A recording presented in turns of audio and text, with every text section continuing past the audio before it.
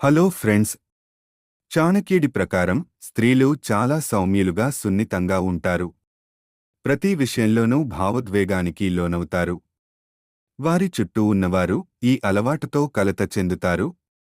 అయితే కొన్ని విషయాల్లో మహిళలు ఏడ్వడం వల్ల మీ ఇంటికి ఐశ్వర్యం కలుగుతుందని చాణక్యుడు చెప్పాడు. చాణక్యుడి ప్రకారం ఏడుపు ఒక వ్యక్తి యొక్క ఒత్తిడిని దూరం చేస్తుంది.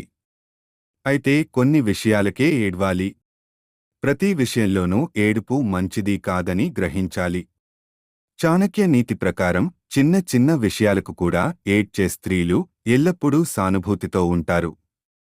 స్త్రీల ఏడుపు వల్ల అనేక రకాల వ్యాధులు నయమవుతాయని, ఏడవడం వల్ల మనసు తేలికపడుతుందని చాణక్యుడు చెప్పాడు.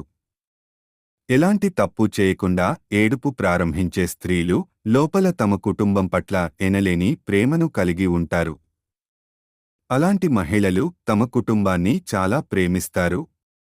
ఈ గుణం వలన స్త్రీ తన కుటుంబాన్ని చక్కగా నడిపిస్తుంది. చాణక్యుడి ప్రకారం ఏది జరిగినా ఏడ్చే స్త్రీలకు కోపం మరియు ఎలాంటి టెన్షన్స్ ఉండవు.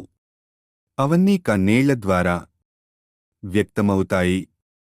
చిన్న చిన్న విషయాలకు కూడా ఏడ్చే స్త్రీలు చాలా సున్నితంగా ఉంటారు. ఇతరుల తప్పులను మరచిపోయి వెంటనే క్షమిస్తారు. అలాంటి స్త్రీలు ఎక్కువ కాలం ఏదీ మనసులో పెట్టుకోరు. చాణక్యుడి ప్రకారం ప్రతిదానికి ఏడ్చే స్త్రీలు తమ భర్త మరియు కుటుంబ సభ్యుల నుండి దూరంగా ఉండటానికి నిజంగా ఇష్టపడరు.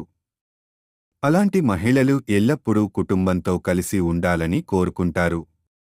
చాణక్య నీతిలో స్త్రీల ఏడుపు గురించి చాణక్యుడు ప్రస్తావించారు.